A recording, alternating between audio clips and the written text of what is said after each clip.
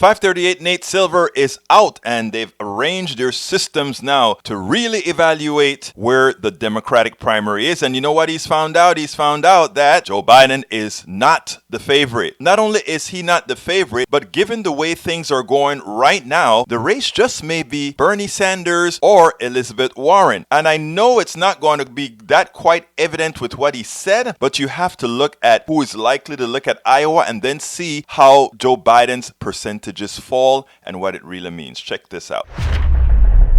Our model literally simulates the entire process from Iowa in February to the Virgin Islands in June. And the question is, can some candidate hit the magic number of 1,990 delegates? Our forecast has Joe Biden as the most likely person to win the majority of delegates. But let's break that down. Say Biden wins Iowa, for example. If he does, then he's off to the races. Our model says Biden has about an 80% chance at a delegate majority if he wins Iowa. But Biden's polling in Iowa isn't that great. He's basically in a four-way tie there, which means there are three other people who could win. So what happens if Biden loses Iowa? Well, then his chances fall all the way to 20%, our model says. He could still fight back, maybe in more diverse states like Nevada and South Carolina, but any Democrat who loses Iowa is facing a bit of an uphill battle. So sorting through all these scenarios, our model gives Biden about a 40% chance of winning the majority of delegates. So do I buy that Biden is a favorite? Well, not quite. To me, means a favorite means over 50%, and Biden's winning less than half the time in our model. So if he doesn't win, then who else might? Our model says Bernie Sanders has the next best chance with around a 22% chance of a majority.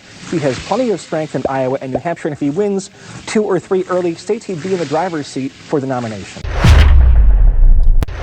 First, let me be clear about something. There are these people putting out data out there saying it is impossible for Bernie Sanders to beat Donald Trump because they're going to throw the socialist trope on him. They're going to throw all these different things on the socialist, the Jewish, all that kind of stuff on him. Let me be clear. That would only be true if our systems were static. If all Americans who want policies that support themselves, that support ensuring that they have good health care and much more, if they decide, oh, just because this guy is labeled or labeled himself this way, we are not going to support the policies that he wants to give us. If Americans are hurting as they are today and they allow a plutocracy to mislead them into voting against their own interest, then we would have deserved that. But anyhow, he also said right now there's a statistical tie in Iowa. There's no statistical tie. I don't know of any poll recently that gives any assurances that Joe Biden can possibly win Iowa. So assuming that he doesn't win Iowa, what Nate Siver just said is that at that point, his probability of winning a majority is 20%. So in effect,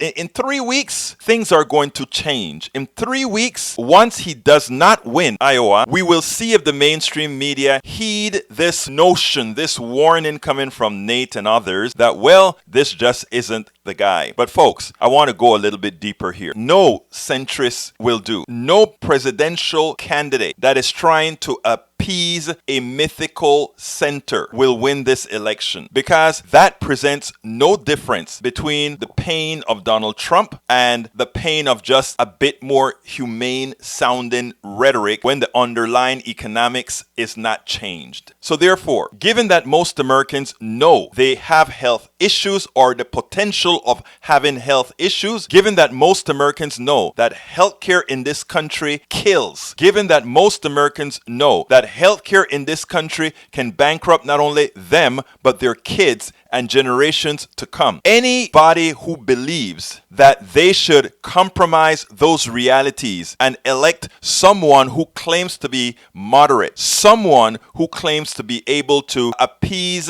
some people who have the same problem that everyone has, is dreaming if they believe America will give up on Trump for Trump light. Actually, it wouldn't be Trump light, but for something else. We want to win. This is the time to vote for a transformational president. At this point in time, mediocrity doesn't count. At this point in time, anyone who doesn't support policies that really support the middle class, starting with Medicare for all, has no right to win.